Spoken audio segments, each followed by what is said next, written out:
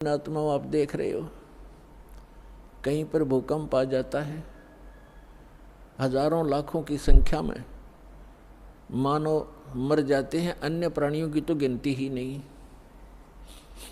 कहीं पर फ्लड आ जाती है, गांव के गांव बह जाते हैं, हजारों की संख्या में व्यक्ति मारे जाते हैं।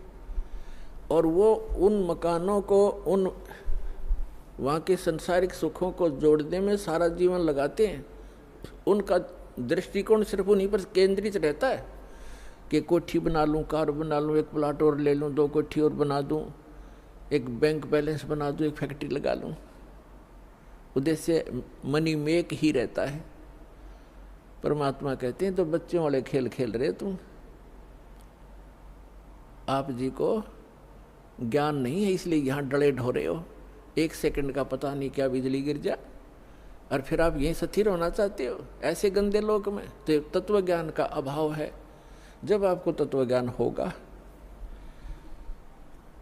आपके मन की व्यवस्था ही अलग हो जाएगी। जब आपको तत्व ज्ञान होगा, आपके मन की स्थिति बदल जाएगी, आपका उद्देश्य बदल जाएगा। परमात्मा हमें आखिरी याद दिलाते हैं, आप जी विचार कीजिए कि आपकी मृत्यु तो होगी होगी, चाहे यहाँ कोई पूरी पृथ्वी का राजा है और चाहे अमीर या गरीब है, कोई भी व्यक्ति है, आपकी मृत्यु होगी।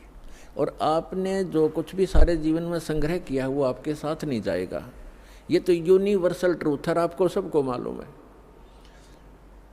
और पुण्यात्माओं, ठीक है, आपके पूर्वजन्म के पुण्य हैं, आपको जो भी वस्तु उपलब्ध है इसको ये समझ लो कि आपकी नहीं है। आप एक रेस्टोरेंट में रह रहे हो। अब जैसे अच्छे पूंजी वाले व्यक्ति, सेठ धनी व्यक्ति अच्छे रेस्टोरेंट में जाकर के अपना 1, 2, 3, 4 जैसा भी वो वहाँ दिन रात व्यतीत करना चाहते हैं, तो उनके पास पैसा घना है, तो वे हाई क्लास के, हाई क्वालिटी के रेस्टोरेंट के अंदर रह रहे हैं। वहाँ सुविधाएं अच्छी हैं, सोफ़ा सेट हैं, बढ़िया पलंग हैं, टीवी रखे हैं, सारी व्यवस्था है वहाँ पर। बैल बजा दी, बैरा आ गया, जो वस्तु मांगी उपलब्ध होगी खाने और पीने की। और एक गरीब व्यक्ति जाके एक सिंपल होटल में रुका है जिसमें एक तख्त पड़ा है और सिंपल आहार है, थोड़ा खर्चा है उसका।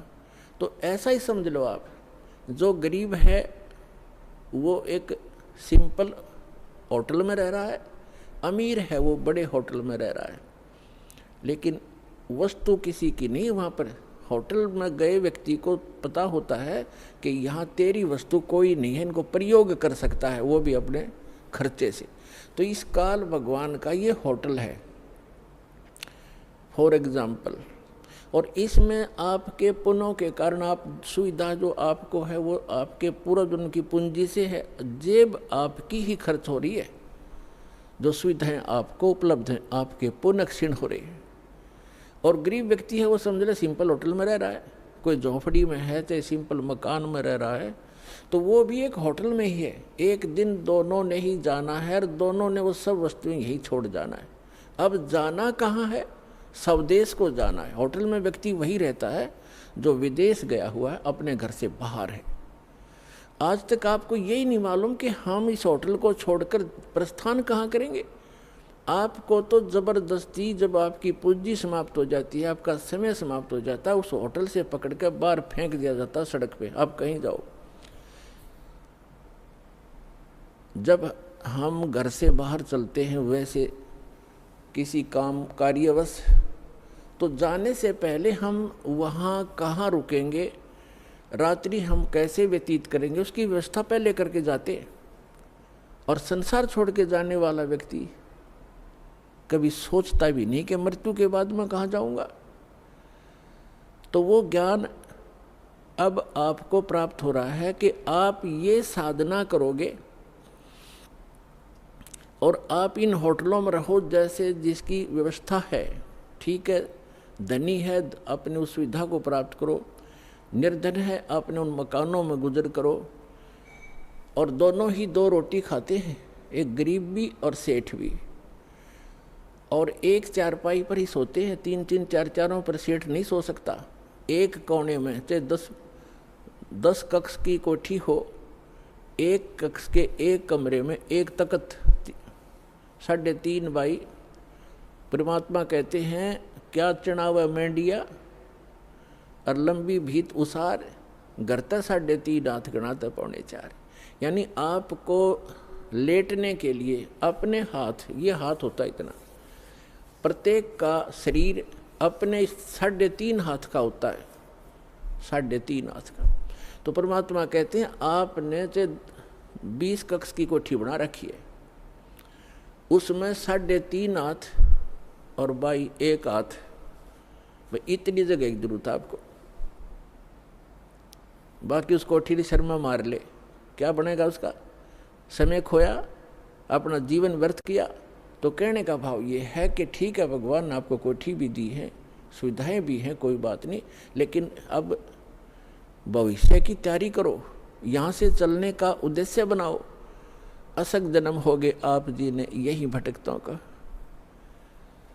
परमात्मा हमें बताते हैं कि आप जी यहाँ इस काल कसाई के लोक में रह रहे हो, इसने आपको अपने स्वार्थवश पाल रखा है, जैसे कसाई बकरे पालता है। पुण्यात्मा, आपके ऊपर 3 गुणों का इतना जबरदस्त प्रभाव हो गया कि आप जी अपने परिवार, अपनी संपत्ति को अपना मान चुके हो, और मान चुके हो जैसे नशे में व्यक्ति चाहे कुर्डियों पर पड़ा हो गंध में, और चाहे चारपाई पे लेट रहा हो, उसको पता ही नहीं तू कहाँ है।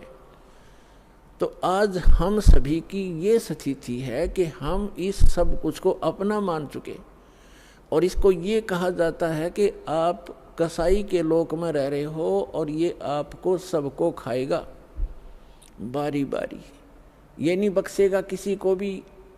किसी परिवार के 3-3 सदस्य खा जाता है एक दिन में, कोई दुर्घटना से या कोई किसी और अन्य कारणों से, कोई बीमारी से। और शेष बच्चे ये सोचते हम ठीक हैं। जिनके साथ वो घटना घट गई उससे पहले वो भी आप जैसी ही स्थिति में थे। तो पुण्यात्मा, परमात्मा ने रजा बख्शी आपको ये ज्ञान देने की, और फिर वो विकल्प बताया कि यहाँ से जाकर आप कहाँ रहा करोगे। गीता अध्याय नंबर 15 के श्लोक नंबर 1 से 4 में कहा है कि उल्टा लटका हुआ संसार रूपी वृक्ष है, ऊपर को जड़ तो समझो पूर्ण परमात्मा, और नीचे को 3 गुण रूप शाखा हैं, रजगुण ब्रह्मा, सतगुण विष्णु, तम गुण शिव जी। और जो संत इस उल्टे लटके हुए संसार रूपी वृक्ष के सभी विभाग बता देगा, तना कौन भगवान है, इस संसार रूपी जड़ कौन है, यानी जिससे सबका धारण पोषण होता है वो कौन प्रभु है, और शाखा कौन है, डार कौन है, और पत्ते क्या है, तो सवेदवित वो तत्वदर्शी संत है। तत्वदर्शी संत की प्राप्ति के उपरांत 15वें अध्याय के 4थे श्लोक में कहा श्रीमद् भगवद गीता में, उसके पश्चात परमेश्वर के उस परम पद की खोज करनी चाहिए जहाँ जाने के बाद साधक फिर लौटकर कभी संसार में नहीं आते। और जिस परमेश्वर ने सब ब्रह्मांडों की रचना की है, संसार रूपी वृक्ष की प्रवृत्ति जिससे विस्तार को प्राप्त हुई है, उस परमात्मा की भक्ति करो और किसी की नहीं। और गीता ज्ञानदाता अपने विषय में कहता 8वें अध्याय के 13वें श्लोक में, ओम इति एकाक्षरम ब्रह्म विवहारण माम अनुसमरण यह पर्याति तदन देहम से आती परमाम गति। मुझ ब्रह्म का एक ओम अक्षर है। गीता का ज्ञान ब्रह्म बोल रहा है, ये काल बोल रहा है, श्री कृष्ण जी में प्रवेश करके बोल रहा है, और ये कह रहा है कि मुझ ब्रह्म का केवल एक ओम मंत्र है। इसका उच्चारण करते हुए संसार छोड़कर जाते समय भी, मरते समय भी इसी का जाप करता है, तो ओम से मिलने वाली जो परम गति वो प्राप्त हो जाती है, वो ब्रह्मलोक प्राप्त होता है। ब्रह्मलोक में गए प्राणी भी वापस आते हैं। 8वें अध्याय के 16वें श्लोक में गीता जी में स्पष्ट किया है।